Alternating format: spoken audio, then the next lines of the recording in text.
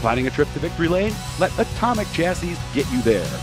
Atomic Chassis are built with a high attention to detail using superior parts from trusted manufacturers such as PPM, Winters, Bernheisel, Bilstein, All-Star Performance, Vulcan, and many more. With superior craftsmanship and materials, you know Atomic will last. And since each customer becomes a part of our family, you aren't treated like just another number. So visit AtomicChassis.com today to plan your next trip to Victory Lane. Just shy of the checkered flags falling, this incident put the field back under caution, knocking out both lap cars as well as some top contenders. Brandon Moat's beautiful number 46 was among those caught up in the wreckage, as was Junior Peters' 11P. He was running in third place at the time of the incident and spoke to us afterwards about what he saw. A few lap cars got in the way and then everything just piled up, nowhere to go. Tried my best to get out of it, but at the end. Greg Bellier was doing even better when he got knocked out. We had a real good race going. We started ninth. We worked our way up to second there, and we were quite comfortably riding in second. Didn't have a chance for the R19 there for the lead. We were just kind of counting down the laps, going for the white. A couple of lap cars got tangled up in front of us, and unfortunately myself and the third place car of Jordan Peters got collected in it. Don't have a whole lot of damage, broke a shock, and therefore we weren't able to continue the race.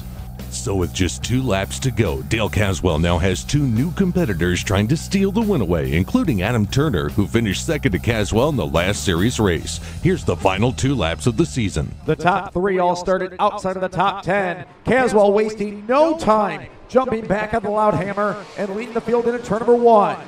Was not going to play games with the single file formation. And Matt Vanderlinden in 4th slips up the racetrack. Mark Rayner looks to the inside, but that is not of consequence to Caswell, the Can-Am Motorsports Park champion, who has had 9 wins around New York State this season, none in Canada though, and looking to score his first on Canadian soil in a Go Nuclear late model. Into turns 3 and 4 for the final time. No issues for the series champion Dale Caswell. Adam Turner and AJ Kingsley fine runs to get up in the top 3. Well, Canadians dominate through Rayner, Vanderlinden, McDonald, Sopaz, and Banks among the cars finishing on the lead lap, as Dale Caswell's got to be all smiles underneath the helmet. It's hard not to consider Dale Caswell a favorite at any event he enters, but with a championship on the line and the prospect of starting deep in the pack, Caswell had the lead before halfway and proved why he's deserving of the series title. Let's enter to Victory Lane. Well, the temperature is certainly cold down here trackside, but no one hotter than the R19 driver, Dale Caswell.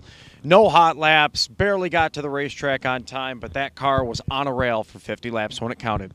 Yeah, you know, we do pretty good when we come here. We came here one time before and we got a win, and, you know, we managed to pull this one off, you know, tonight here for sure. And this one's for my grandmother. We lost her this week. You did it.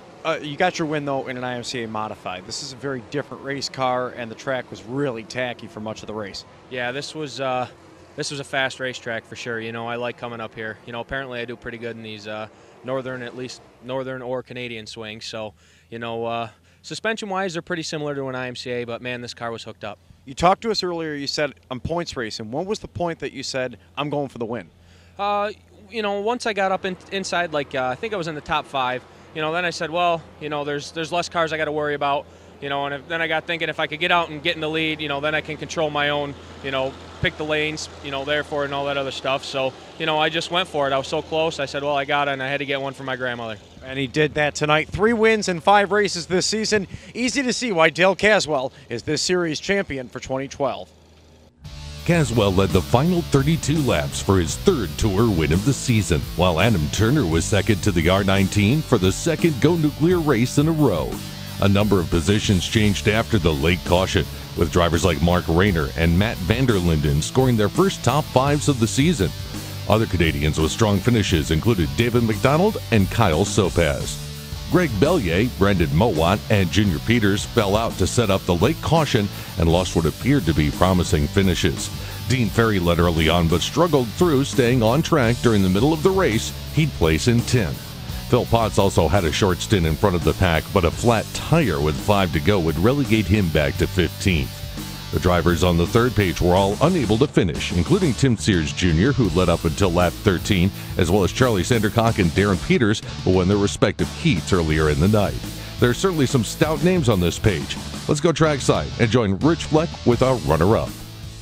Well, Adam Turner in good spirits down here after a runner-up finish, and a hard-fought one at that. Go back a few laps, and then you fight back up, get around a few spots, avoid a few wrecks, bring it home a runner-up spot. Yeah, second's a pretty good finish. Tonight in the heat race, I had to borrow a nose from Phil Potts because I got in a little bit of a jingle. And, yeah, starting 18th or wherever I started, I'm glad to get through this one with a runner-up, let alone the wheels on the car is a good finish, too. You had the runner-up finish at Dale Caswell last month at Mohawk.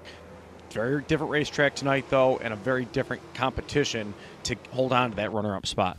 It's always good to finish second to Dale. I'd like to beat him, obviously, but I think I should have pulled a little gear out of the car. I knew I should have, but I was expecting the track to slow down a little bit, and it never did. But I think second's all I probably had. Probably not even a second-place car, but I'm happy with it. Well, the track didn't slow down, and neither did the driver of the number 92. Adam Turner brings it home in second tonight. Here's a look back at the finest moments of the feature. Underway, the final Go Nuclear late model feature of the season. Rick Miller gets into the side of Steve Coit. Coit breaks something, and it's a log jam in a turn of 3. Especially late in long events. Problem for the leader. Tim Sears Jr. goes up over the banking and is falling back to 4th. Dean Berry takes the race lead back. What has gone wrong with the race leader? He goes over the banking again in turn number 2. Issue for Tim Sears Jr. Going to the inside of Dean Berry for the top spot. Dale Caswell there as well. Caswell peeks to the inside. Phil Potts missed this spot in the corner. Potts went up the speedway, and Caswell was able to get back by. The leaders are in lap traffic. Berry goes up high. Comes off the corner, and here comes Caswell to the inside. Caswell, 3 wide, takes the lead away. What a move by Dale Caswell. Junior Peters, what a move. Is there a problem with Phil Potts? Potts is slowing down the middle of the backstretch. Just in the air. Just over a mile left to go, and Phil Potts has gone pit side. But there's a big wreck in turn number 3. Greg Bellier, Junior Peters among those involved. Into turns 3 and 4 for the final time. No issues for the series champion, Dale Caswell. Third place finish tonight for A.J. Kingsley, and I guess the easiest question is, how'd you finish third? I had to survive to get up there, first off. Probably about lap 28 or 29, I started losing my brakes, and I guess that was the best thing that could have happened to me. I started rolling the top, and I ended up picking off a bunch of cars, and somehow I made it through that big wreck down in 3 and 4 by the skin of my teeth, but I didn't even know I was up as far as third, so I'm happy. Well, not a bad finish for you. A good way to end the season, right? No, not bad at all. I mean, I started 17th tonight, so I knew that it was going to be tough finishing the race. It's a tight, fun track here, but we definitely got around it pretty well. Third place for the 3K, and he says that's okay here to end the season. Dale Caswell gets double the hardware tonight as he gets to celebrate his championship in style. The next 4 in points were all front runners at some point tonight, but just didn't have enough luck to come out on top. And with that, the second season of Go Nuclear late model competition has come and gone. But fear not, more episodes of the Atomic Power Racing Hour will return in 2013 to bring great late model racing into your living room. Good night.